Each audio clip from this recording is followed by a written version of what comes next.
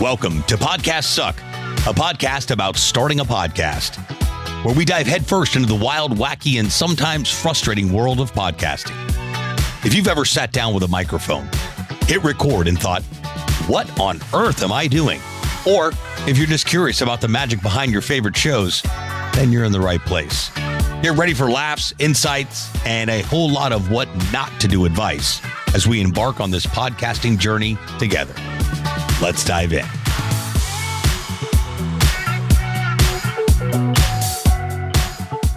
Welcome back to another episode of Podcast Suck. If you don't have one, maybe it's your first time tuning in. What's up to everybody that may be tuning in to the live recording of this? We record over on Facebook, LinkedIn, and YouTube. So what's happening if you're tuning in here? Today, I want to talk to you about why starting a podcast on your own is a terrible idea. Listen, I don't care how much of a do-it-yourselfer that you think you may be. There are a lot of steps. I've identified 14, actually, in the podcast launch process. Number one, there's a lot of steps involved. Number two, if you don't know what you're doing, chances are, yes, can you figure it out? Absolutely. But if you're not a graphic designer, you're probably not going to be able to put together any type of decent branding for the show. If you aren't an audio editor, you're probably not going to be able to easily edit your podcast episode. So I've heard countless stories and Scooby-Doo endings. Remember Scooby-Doo? Of why someone should, in fact, launch their own podcast. And I always come back to the same scenario. I'm trying to get the glare off my readers here. Come back to the same situation, which is, I can go to Jiffy Lube and spend $50 and change my oil, or I could do it on my own. Get oil all over the place, and I'm sure I could figure it out. I could watch a YouTube video, but I could also get it done faster, get it done right, get it done correctly, and just pay to get it done. Now, this isn't a blatant pitch to say, hey, listen, don't start a podcast on your own, hire a professional. But this is a blatant pitch to you. I don't care who you use or who you work with. Maybe you read my book, go to my YouTube channel. I don't know.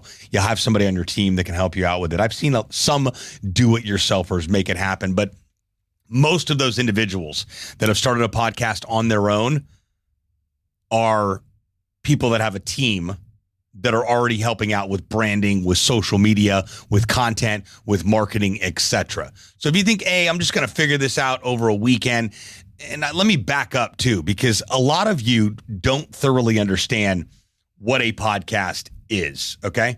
A podcast is not just some piece of content that you're putting on the internet. A podcast is not just going live on Instagram or on Facebook or on wherever you go live on. A podcast is not just you picking up your phone and recording something on Zoom and taking that raw, crappy file from Zoom and just uploading it to the internet. That is not a podcast. A podcast is an audio file, by definition, an audio file that's uploaded to the internet to be consumed auditorily. Don't get me started about the whole video podcast thing, too, because listen, you got to pick one, okay? Video or podcast? Well, I like to watch podcasts. Well, you're watching a video of a recording of a podcast. A podcast is listened to auditorily. That means you listen to it. You press play, you put your headphones on, and you go about your day, and you continue to listen to it. So think radio versus TV. If you're like, well, I enjoy watching my favorite radio show. Probably not. You enjoy listening to your favorite radio show. This isn't an episode about why video podcasts are just a big crock. We'll get into that in future episodes. This episode is why starting a podcast on your own is a terrible idea. So I just wanted to define really quick what a podcast is, because most people really don't understand. I had somebody hit me up last week and say, well, I'm just going to go live once a day for 5 or 10 minutes on Instagram, and that'll lower the amount of editing that I'll have to do on the podcast. Not really, because each podcast needs an intro and an outro. Most podcast episodes, all podcast episodes should be edited so that the sound is up to par. It's not too loud. It's not too low. Any background music background noise can be removed from the file. There's several things that go into the editing process to not be avoided. But when you think about going about this yourself, okay, so let's just walk through it real quick. I want to start a podcast. Great.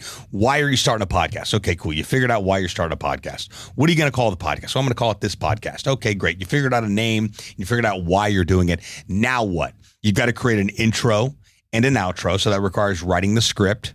If you're not versed in script writing, that could be a little bit of a learning curve. Yes, you could go to ChatGPT and have the robots help you out, of course.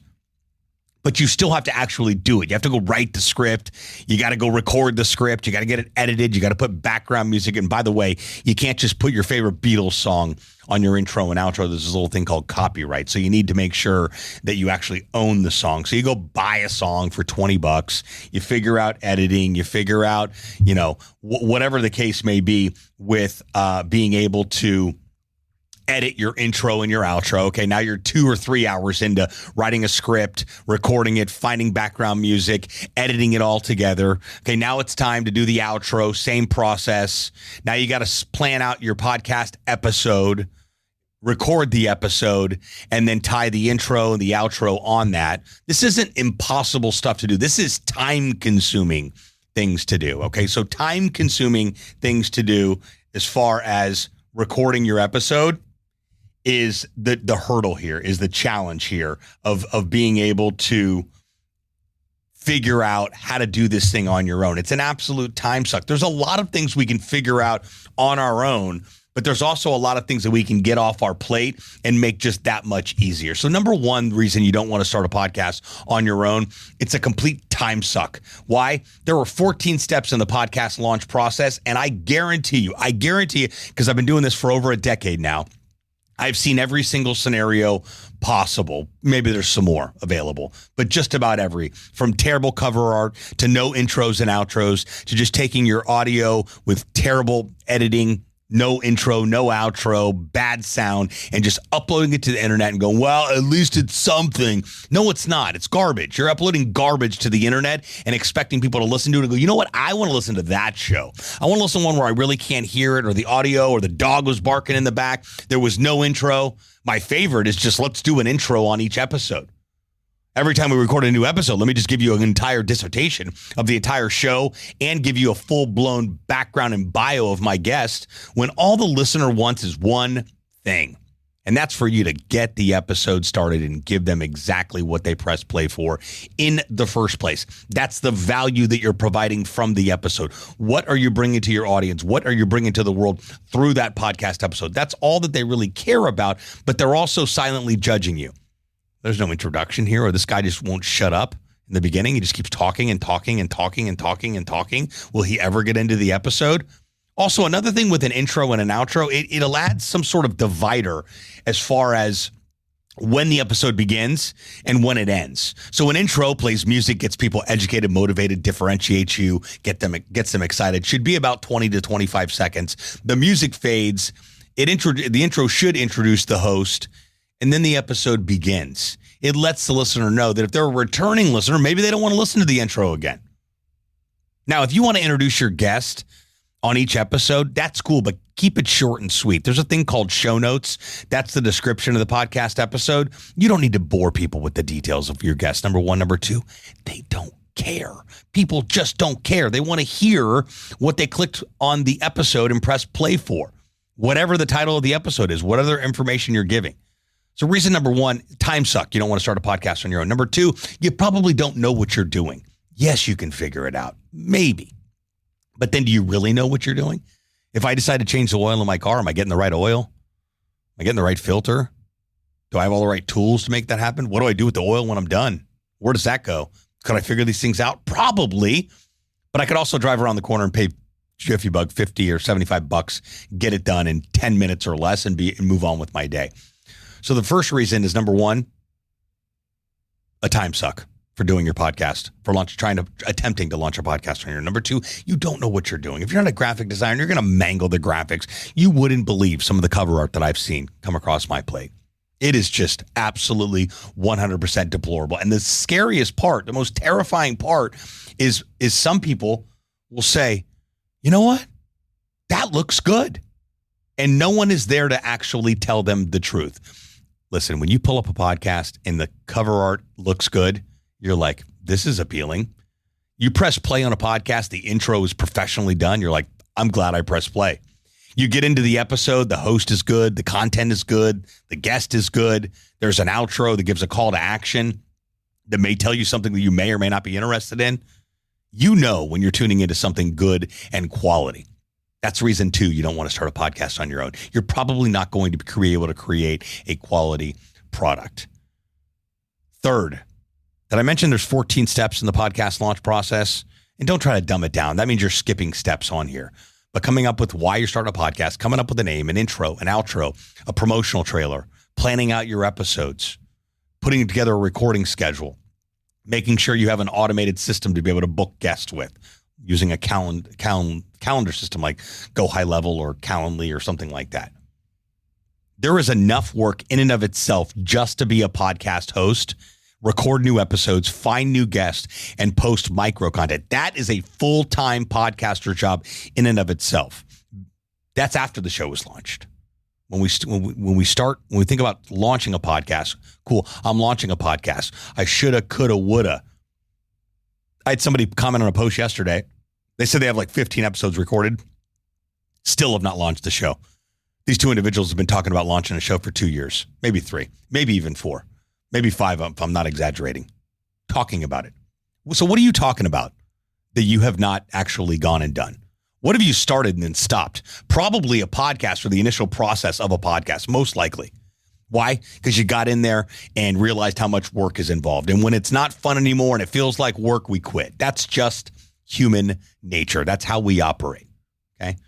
So if you've been thinking about starting a podcast, you're like, I'm just going to read Sebastian's book and go do it on my own. Can you do that? Yes, you can. That's why I wrote the book. If you do exactly what I tell you to do and use the resources in the book like I tell you to do, because you can read the book and you're doing it on your own, but I also give you tips, tricks, and tools on how to outsource a majority of the heavy lifting. Your only job as a podcaster is to record new podcast episodes. That's it. Find new guests, post micro content from each episode, and rinse and repeat that process. It is the ultimate networking tool for you. But if you've never done it before, I do not suggest starting. There are better options out there. Maybe you want to have a conversation with us and figure out if you're a fit for their podcast launch lab program where we get you launched in 90 days or less. Maybe you have somebody on your team that's pretty technically inclined and already doing your video content and you've already got content going out as it is, and this individual can be dedicated to better understanding the podcast launch process and get it done for you.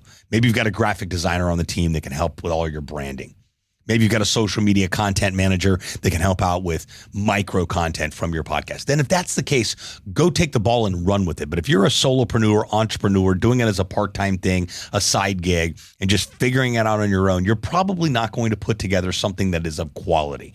And that's the problem. If you're not putting something that's of quality out to the world, why even do it in the first place? So this episode's a bit of a rant, if you will, but I rant for good reason, because I constantly see people just doing it wrong, just wrong when it comes to launching a podcast. And when you do it right, you're able to really reap the benefits of doing it right. People know a good, clean, attractable brand. People understand good quality, crispy sounding audio. See my camera? High definition. You hear my audio? High quality microphone. And yes, will I produce this video? No, it goes live on YouTube, and that's the goal of it, kind of the rough cut of me recording it. But this audio of this episode will go directly to my team who'll produce it as a podcast episode. We'll take this video that you're watching and we'll chop it up into micro content, and we'll post those clips on social media to help promote the show as well. So I hope you're getting at least one or two things that you did not know about starting a podcast on your own before you hit play on this episode, or maybe you're watching the live over on LinkedIn or YouTube or Facebook. Thanks so much for tuning in. Questions, thoughts, ideas, concerns, questions about the world of podcasting, anything that we may have already covered on the show or anything pertaining to podcasting, hit me up. Follow me over on Instagram at Podcast Suck. That's podcast, plural, suck. On Instagram, Facebook, LinkedIn, shoot me a DM. Tell me you listened to the show, you watched one of the lives, you have a question about podcasting. I am, in fact, here to help. But for the love of all things podcasting, do not, under any circumstances, try to start a podcast on your own. There is a better way. Questions, hit me up. I'd be more than happy to have a conversation with you. Make it a great day. Headed to St. Louis. Those of you that grab tickets for Builders of Authority Live, I'm hosting with my good friend Adam McChesney in St. Louis tomorrow. It's not too late. You want to grab tickets? I'll drop a link in the comments over here on Facebook. Not too late. Meet me in St. Louis. Maybe you're in the area. We're going to be jamming all day tomorrow for our live event. And then we're going to the St. Louis Blues game with our VIPs. We got a suite, we got food, we got drinks, we got the whole night. And then the next day we're coming back for our VIP attendees to do a roundtable mastermind on Thursday morning. So a jam-packed week in St. Louis. Hope to see you there. If not, we'll see you next time. Thanks so much for tuning into this episode. We sure do appreciate it. If you haven't done so already, make sure you're subscribed to the show wherever you consume podcasts. This way you'll get updates as new episodes become available. If you feel so inclined, please leave us a review and share the show with someone you know should start a podcast or may already have one. And remember, podcasts suck if you don't have one. Until next time, friends.